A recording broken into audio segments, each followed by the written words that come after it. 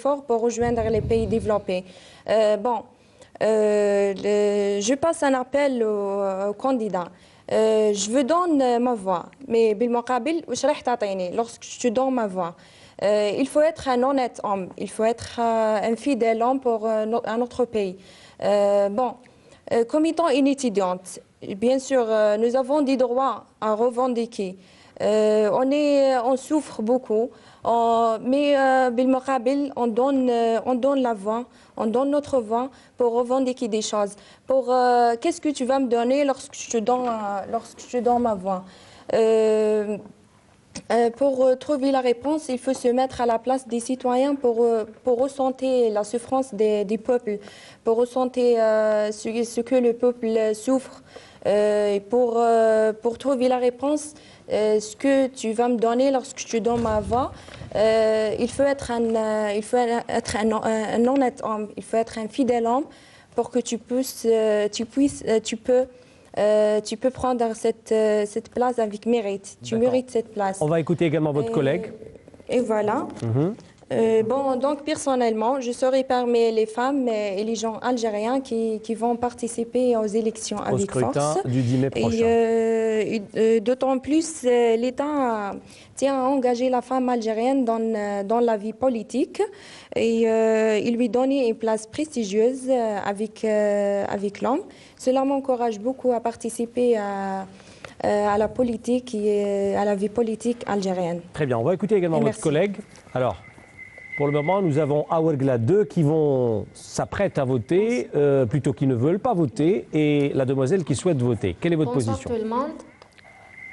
Je m'appelle Qasimi Khaoula, étudiante en 4e année licence français à l'université de Qas Demirbah, Ouergla.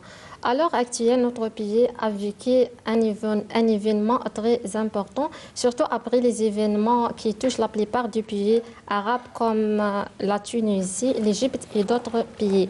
C'est l'acte de vote. Personnellement, je crois fortement au droit de voter pour chaque Algérien. Quelqu'un m'a dit pourquoi, quelle est votre raison? Je lui ai dit que c'était une occasion de changement, c'est un droit de sélectionner, d'avoir une vie meilleure pour moi, pour vous et pour les futures générations. Donc, j'appelle tous les Algériens à accomplir cet acte national, plutôt ce devoir national. Et tout ce qui a déjà dit par mes collègues est vrai, parce qu'il y a toujours la théorie. On parle, mais la pratique n'existe pas. Je ne vais pas très loin. Je parle, par exemple, au niveau de cette wilaya, d'Ouergla. Elle est considérée parmi les wilayas les plus riches. Mais les gens là ont vécu dans une situation misérable dans tous les domaines, soit économique, soit social, dans n'importe quel domaine. Donc, il faut rattraper la situation et nous ne voudrons pas la parole, nous voudrons l'application et la pratique. Très bien. Voilà, donc c'est du 50-50, c'est du 50-50 à Ouergla. Alors maintenant, je reviens à Alger et je demande aux 3 stations qui sont avec nous, aux participants des 3 stations, donc Oran, Constantine et Ouergla, tout simplement de demander la parole lorsque un des jeunes souhaite intervenir à la question qui est posée ici à Alger. Donc j'attends à ce que vous m'appeliez pour vous donner systématiquement la parole. Alors maintenant, je reviens ici à Alger. J'aimerais savoir quelle est votre idée du paysage politique algérien. Comment un peu vous pouvez définir nos partis, nos députés, nos APC. Quel est votre avis du paysage politique algérien? Est-ce que vous connaissez d'abord les programmes des partis? Vous connaissez les partis, le nombre, les plus anciens, les plus récents? Allez-y. حنا les partis هادو ما نعرفوا عليهم والو. حنا على بالنا حاجه ونا متيقنين بحاجه بلي هذه حرب مناصب، كل واحد يضرب على روح. خاطش هادو لو كان جاو يشوفوا شويه اللي تحتهم، لو كان راهي ما لحقتش كاع لهاد الاخر ما نفوطيش ولا ما هكذا، هادو يشوفوا غير الفوق، يخموا كاع على روحهم. كيفاش انا نسكن في واد قريش، المير تاعنا يسكن بباب الواد، ما يعرف حتى واحد في الاخر. يدير قائمه تاع ساكن او دار قائمه تاع ساكن ما يعرف حتى واحد، يدير لك واحد في لا ليست فيها 100 او دار ساكن تاع 100، عندك 10 ولا الاولين اللي تاع دو ليست هذوك صح يستاهلوا، على بالنا باللي يستاهلوا ماشي كاع، بصح 70 الاخرين اقسم بالله غير واحد ما يستاهل. عندك 10 يغطي بهم كما يقولوا يغطوا الشمس بالغربال. انا نعرف واحد ديبيتي ولا كاش حزب ولا يتقدم يشرح لك كدايا ويكون ولازم يكون كما نقولوا يكون في باب الواد، لازم يكون يسكن في باب الواد عايش مع الناس، وماشي كي يدي المنصب هذا ما يخرج. انا نعرفك تخدم وقت تخدم صح للناس وقت تخدم لربي تخرج تحاور تخرج ما نخافش انا علاه نخرج. انا هوش عندي هوش عندي ماشي توعدني بحاجه يا خو ما عندي هذه ماشي ديالي ما نقدرش ندير لك هوش نقدر انا ونخرج ونحوس عليك وكذا ونجري معاك وكذا. هادو ما كاع حرب مناصب كاع يخموا على روحهم. لو كان جاو يخدموا شويه برك للشعب والنص الكبير ليهم والله العظيم غير لو كان رانا لاباس علينا. Très bien. Oui. Oui, effectivement, en parlant du paysage politique, on donnerait une définition claire. Le paysage politique, pour moi, à mon avis, il est chaotique, médiocre. Et tout à l'heure, il y a un ami qui m'a téléphoné, il m'a dit, alors, la politique en Algérie, j'ai dit, c'est une tchèque-choka, une ratatouille. Quand on dit, est-ce que vous connaissez le programme de ces partis? Il faut d'ores et déjà que ces partis-là aient un vrai programme. On a vu ces programmes de la majorité de ces partis politiques, c'est des titres. Ce n'est pas des programmes, parce que quand on dit un programme, il n'y a personne qui porte un projet d'État, un projet de société, un projet qui va avec la grandeur de la nation algérienne, avec la grandeur du peuple algérien. Aux communes, au Parlement, c'est la médiocrité qui règne. C'est une réalité, c'est un fait, malheureusement. Et la médiocrité engendre de la médiocrité. Si nous voulons que les choses changent, il faut mettre les hommes qu'il faut là où il faut, avec les compétences nécessaires. Donc pour vous, la responsabilité incombe au parti en premier? Bien sûr, parce que les partis politiques, c'est eux, on va dire, qui vont façonner et charpenter tout ce pays avec leurs programmes, avec leurs solutions. Ils parlent de la jeunesse, il faut faire promouvoir la jeunesse, mais quel est votre processus pour le faire? C'est vraiment là la question qu'il faut. Alors, vous parlez de la promotion de la jeunesse. Vous, en tant que jeune, si vous voyez dans un parti une majorité, une composante à majorité jeune, est-ce que ça vous inspire à aller à l'urne? Bien sûr, d'un côté. Mais si, en même temps, parce qu'on peut trouver des jeunes, il y a deux parties de jeunes. Si il y a les jeunes qui portent l'espérance de la majorité, oui, ça m'encourage vivement. D'accord. Alors, vous donnez le micro à celui qui est juste avec vous. Oran demande la parole. Je ne vous ai pas oublié, il n'y a pas de souci. Dans un instant. Bonsoir. Donc, Reda Ben Salem, étudiant en communication. Je rejoins un petit peu mon collègue par rapport au parti socialiste, pas au parti politique, je voulais dire. Je ne sais pas si j'irai voter ou non.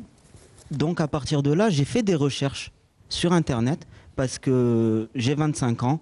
Au jour d'aujourd'hui, je passe plus de temps devant mon écran d'ordinateur que devant la télé ou à écouter la radio. Donc, j'ai fait des recherches. Et à partir de là, j'ai été frappé par l'absence des partis politiques et même de leur programme sur la toile. Ce qui veut dire quoi? Ce qui veut dire qu'on nous néglige à partir de là. C'est une façon détournée de nous négliger. On ne nous parle pas, on ne cherche pas après nous. Normalement, c'est les partis qui devraient courir après nous pour essayer de nous séduire. Or, ce n'est pas le cas. Vous tapez, je suis rentré sur le site de l'Assemblée nationale, il y a un trombinoscope de portraits de tous les députés, oui, mais il n'y en a aucun qui me ressemble. Il n'y en a aucun qui ressemble à quelqu'un qui est présent ici. Il n'y en a aucun qui ressemble, je ne sais pas, aux gens que je croise dans la rue, c'est pas vrai. Qu'est-ce que vous appelez ressemblance? Ce que j'appelle ressemblance... Bon, on a compris, pas physique, mais comment vous vous identifiez? C'est, au jour d'aujourd'hui, on est en 2012. Dans quelques mois, on va fêter les 50e anniversaire de l'indépendance. C'est cela. J'ai l'impression de voir les mêmes têtes depuis que je suis petit. Aujourd'hui... Donc il n'y a pas de renouveau, c'est ça? Il n'y a pas de renouveau, puis même s'il y a un renouveau, on ne le ressent pas. On ne demande pas la révolution à 180 degrés, mais ne serait-ce que 30 degrés. Faites-nous espérer. Faites-nous espérer, quand je dis espérer, mais en nous donnant quelque chose. Ça vous attirerait, vous, en tant que jeune, de voir des têtes de liste dans certains partis, des jeunes comme vous, c'est pas forcément un gage de réussite de mettre des jeunes, qu'on ne se trompe pas de débat. Par contre, l'impression que je reviens encore sur ça par rapport à Internet, c'est que si un parti politique n'est pas présent sur le net, ça veut dire qu'au sein de son staff, il n'y a pas de jeunes. Il n'y a pas quelqu'un qui se lève et qui lui dit « Attention, vous êtes en train de rater les jeunes ». Pourquoi on a fait une émission par rapport à nous aujourd'hui? Ça veut dire que dans notre pays, démographiquement parlant, on est une nation qui est jeune. Dans 50 ans, on sera donc devenu une nation vieillissante. Ils me proposent quoi, ces gens-là, par rapport aux 50 ans à venir? C'est-à-dire qu'un jour, on va fêter le 100e anniversaire de l'indépendance, et on en sera où? S'ils n'ont pas de perspective d'avenir, il n'y a rien de mal de se lever, de dire au revoir. Au contraire, ils sortent dignement. D'accord. Voilà. Allez-y. Juste pour joindre mon ami Salem. Alors, on va essayer d'être bref là, parce qu'il y a beaucoup d'autres personnes qui nous attendent dans les stations régionales. Oui. Juste pour joindre ce qu'avait dit M. Ben Salem, quand il vous dit que je suis rentré sur Internet et je n'ai pas trouvé de programme, ne serait-ce pas une reconnaissance que ces gens-là sont dépassés par les techniques, les canaux de communication de ces jeunes? Nous, on voit les mêmes têtes, les têtes qui ont construit l'État post-indépendance. On les remercie, on leur dit, nous sommes reconnaissants, vous avez fait la révolution, on vous remercie. Il n'y a aucun honneur à s'attribuer le mérite des autres. Mais aujourd'hui, vous êtes arrivés à maturité. Avant de sortir, avant de tomber dans le déclin, comme avait dit M. Ben Salem, sortez dignement et passez la main à ceux qui sont en pleine croissance, qui sont en plein lancement. Si on voit la médiocrité autour de nous, ça prouve que la génération gouvernante est arrivée à fin d'idées. Ils n'ont plus d'idées. Nous sommes porteurs d'idées. Joignez-nous à la prise de décision. Pourquoi la société civile aujourd'hui, il n'y a pas de commission? Pourquoi il n'y a pas d'intervenants issus de la société civile qui joignent les APC, qui joignent les bureaux de wilaya, qui prennent les décisions avec les administrateurs? Pourquoi il y a cet écart entre l'administrateur et l'administré? Moi-même, je suis issu de Ain Bnian. Il y a eu des émeutes, des jeunes qui avaient marre des débits de boissons d'alcool. On leur répond par des CRS. Ça veut dire quoi? Ça veut dire qu'on n'a pas besoin de s'exprimer? Après, il y a eu des personnes plus sages qui font partie de l'administration, qui nous ont écoutés, qui sont venus sur le terrain. Les choses se sont améliorées. Voilà, de la discussion jaillit la lumière. Pourquoi il y a cet écart entre une génération qui est arrivée à maturité et une génération qui est en pleine croissance? Au contraire, nous, on porte les idées et vous, conseillez-nous. Qu'on construise une décision. C'est le processus de construction de décision. C'est le partenariat. Nous, on veut écarter personne. Qu'on contribue, tout le monde contribue à la construction de l'Algérie. L'Algérie n'appartient à personne. L'Algérie appartient à tous les Algériens. Tout le monde a le droit de bénéficier des bienfaits de l'Algérie. Alors, la demoiselle, oui. Bonsoir à toutes et à tous. Bonsoir. Je m'appelle Assia Belayel, je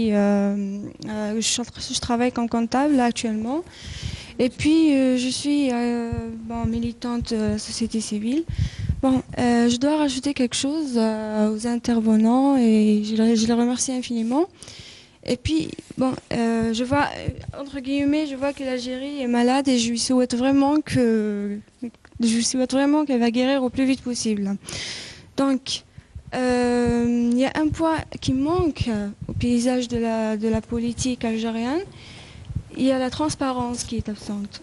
Il y a toute la politique, elle est médiocre et tout. Donc pourquoi est-ce qu'on pousse les gens à penser de mal et à réfléchir d'une manière vraiment très négative? Il n'y a aucune positivité et tout. Vis-à-vis de la politique algérienne, vis-à-vis du pouvoir et tout ce qui suit.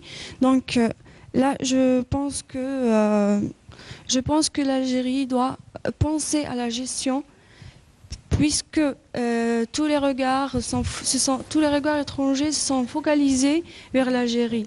Donc l'Algérie, elle a actuellement, je peux dire que elle est menacée ou bien c'est une proie pour l'étranger. Alors, vous, en tant que jeune, vous en êtes consciente? Vous pensez que les jeunes aujourd'hui sont conscients de cet enjeu, de ce contexte international? Évidemment. Autour de vous,